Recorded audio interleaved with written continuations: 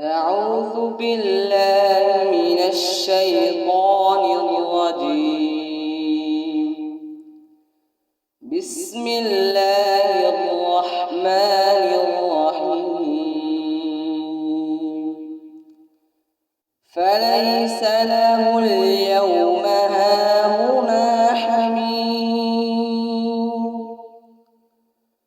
ولا طعام إلا من غسلين لا يأكله إلا الخاطئون فلا أقسم بما تبصرون وما لا تبصرون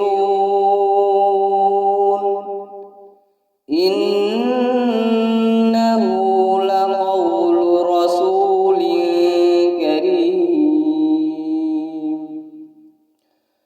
وما هو بقول شاعر قليلا